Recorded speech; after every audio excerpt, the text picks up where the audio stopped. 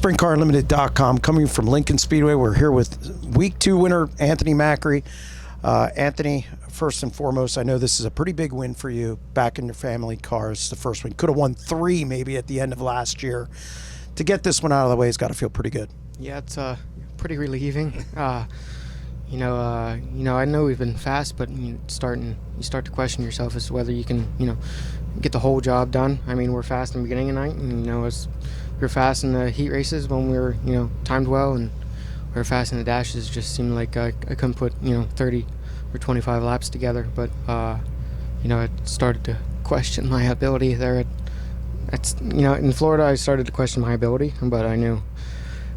We always have the mindset that Florida doesn't really matter to us. It's just to knock the rust off, and I didn't let it bother us down there, and I came back here and ready to race and win races. So we had a little hiccup in hot laps there, but I feel like we rebounded pretty well and got in good track position and tried to run 30 smooth laps.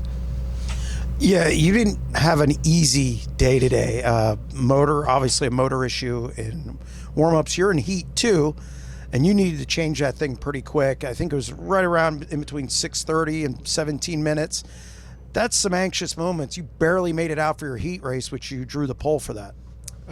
Yeah, we kind of did some troubleshooting to try and figure out what was exactly going on, and obviously we were checking all the boxes of what it could have been, and at some point in time you got to pull the trigger and just decide to pull motors, and we probably decided to do that a little bit later than what we should have. But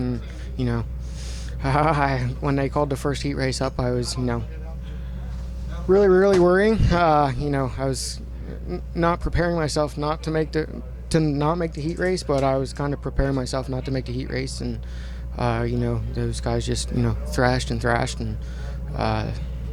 we got it done. It's just, it didn't go as efficiently as it could have went, but, it's obviously something to put on the list of practice. So, it's not something you want to practice, but obviously when it comes down to situations like that, it's pretty important to, have everything down packed and everyone know exactly what they're doing. And, like I said, hopefully you don't have to do that though. So, yeah, it was a little anxious there to make the heat race, and after that I think everyone kind of calmed down and we could focus a little bit better.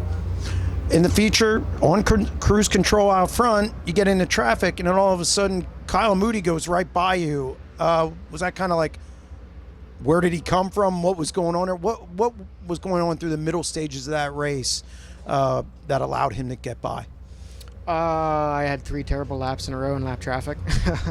I'll be the first one to tell you that. It's just, it was, really, I don't want to say thick lap traffic, but it was thick lap traffic, and one car was on the bottom and one car was on the tops, and, kind of throwing it in there in the middle was not exactly an option. So I made some dumb decisions there, and, it doesn't matter who was running second. It would have been no surprise to me when they did slide me. It's just it happened way later than I thought it was going to. But it made me kind of get up on the wheel a little bit more. I mean, I'd rather run second in that situation anyways. But to lose the lead it's easy to lose your marbles and not concentrate. But I did 3 terrible laps in lap traffic, and I got what I deserved in a way. I mean, they blew our doors off, and I had to, work to get it back.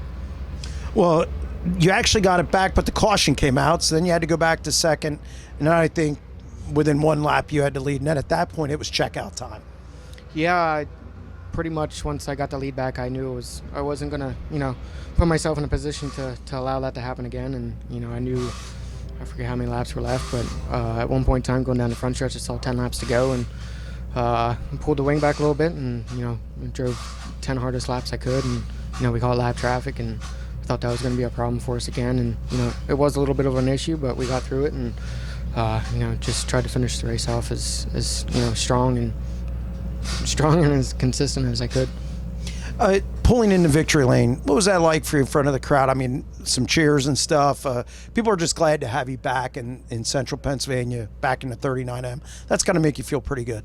Yeah, I mean, I think anyone would make anybody feel well. So, obviously, the whole situation with last year, we've all put that behind us, and I think all of us hate hearing about it at this point in time. But we just kind of put all that behind us, and Joe and Nate and I, and we kind of have a mindset to win races. So we were really close in Florida, and we came back, and we kind of just built off of that, and I don't know, just relieving and feels awesome in a way to get a win. I mean, a win in a 410 is pretty special no matter where you win it in the country. So I don't know, just feels relieving to finally get a win. I mean, like I said, I was starting to question my ability there for a little bit, and this definitely helps bring the confidence back up a little bit.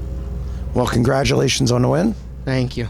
SprintCarUnlimited.com, coming to you from Lincoln Speedway with Anthony Macri.